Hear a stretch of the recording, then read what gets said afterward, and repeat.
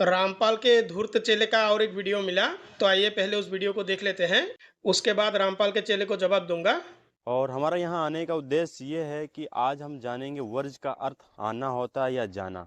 अगर इसे समझा भी दिया जाए फिर भी नहीं समझेगा, क्योंकि ये रामपाल का चेला है। जिसका गुरु ही पाखंडी हो उसका चेला कभी सच्चाई को नहीं अपनाएगा। मात्र एक संत रामपाल जी महाराज जी का शिष्य हूँ मैं, और सच्चाई क्या है उसको मैं उजागर करना चाहता हूँ। तो आप लोग एंड तक बने रहिए और जानेंगे वर्ज का अर्थ क्या आना होता है या जाना होता है। जिस व्यक्ति की हर एक बातें झूठी हो, जिस व्यक्ति ने कुरान और बाइबल से भी कबीर नामी परमात्मा को दिखाने का प्रयास किया, और तो और हमारे सनातन ग्रंथों से भी कबीर परमात्मा को दिखाया जो है नहीं, और ऐसा एक झूठा व्यक्ति संत कैसे हो सकता है? संत के नाम से रामपाल नामी ये पाखंडी गुरु कलंक है।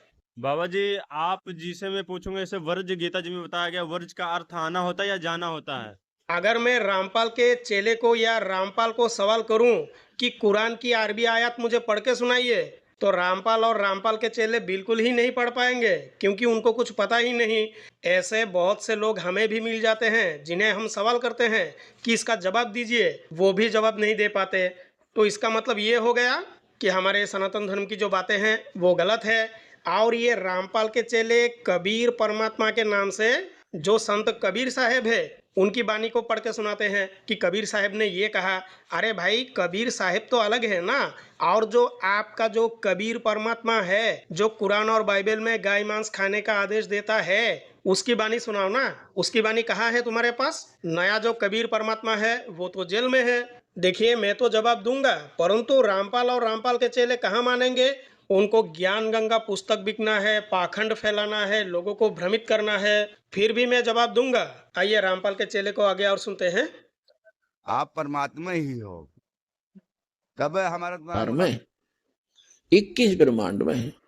दास के अतिरिक्त कोई संत नहीं और कबीर साहब के अतिरिक्त कोई भगवान नहीं, और जो समाधान दास देता है उससे सारे काम ठीक होंगे आपके।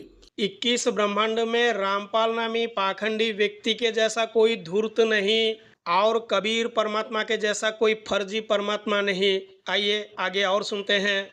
उन्होंने बताया है, सर्वधर्मान परित्यज्य मामेकम शरणं व्रज। सर्वधर्मान् परित्याज्य मामेकं शरणं व्रज, अहम त्वां सर्व पापेभ्यो मोक्षयास्यामि मा शुचः। संपूर्ण धर्म को अर्थात संपूर्ण कर्तव्य कर्म को मुझ में त्याग कर तू केवल एक मुझ सर्वशक्तिमान सर्वाधार परमेश्वर की ही शरण में आ जा। तो यहाँ ये समझना है कि रामपाल को कभी ना कभी उसके माँ ने ये तो कहा था कि बेटा यहाँ आ जा। तो मुझे लगता है रामपाल वहाँ से भाग के कबीर परमात्मा का दुकान चलाते चलाते आज के समय जेल पहुंच गया। तू मेरे शरण में आ जा, ये आ वाला जा है, ठीक है। भगवान ने कहा कि तू मेरे शरण में आ जा, मैं तुझे संपूर्ण पापों से मुक्त कर दूंगा, तू शोक मत कर। देखिए, जहां भगवान ने कहा कि आ जा, उसके बाद क्या कहा?